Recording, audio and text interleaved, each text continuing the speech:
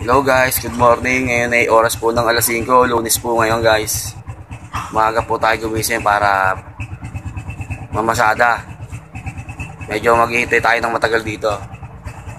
Pero okay lang guys, at least nagtsatsaga tayo.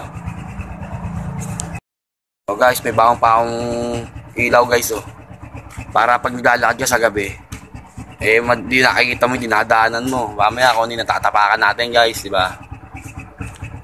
Ito nga pala yung tricycle guys to. Itong patuntang baywalk guys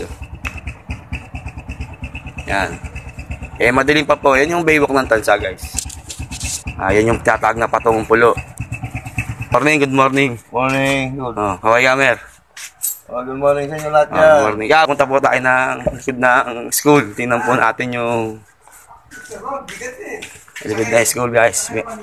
Wala pa akong tao. Yung po yung patungong baywalk guys, yung pasyalan ng mga tao.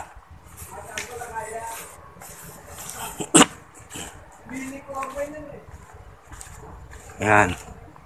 Pakadilim pa po, wala pong tao. Halos walang ilaw sa dulo. Hindi naman nakakatakot dyan guys kasi dati na rin akong dumadaan dyan. Ito, pakita ko sa inyo itsura ng baywalk. Ayun, kaya lang napakadilim pa. Yung maliliit na ilaw na yun, yung malayo, yun po yung ilaw sa baywalk. Yan, halos bilog pa yung bilog na bilog yung buwan guys, pinuntahan na ho natin Palang tayo ng mamasyal. Ayan po yung eskwela ng Tansa. Ayan po. Ito, gabalik na tayo guys. Baka may pasero na tayo.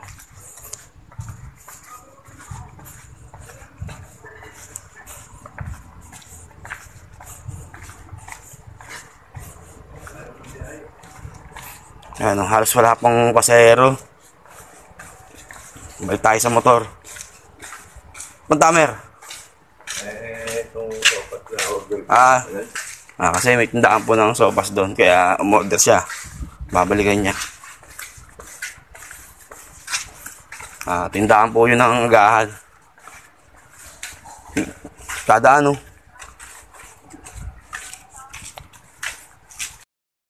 Okay guys, good morning na lang po sa inyo. May pusapan dumaan. Sige guys, hanggang dito na lang po. Yan po nga pala yung tricycle ko. Sige po.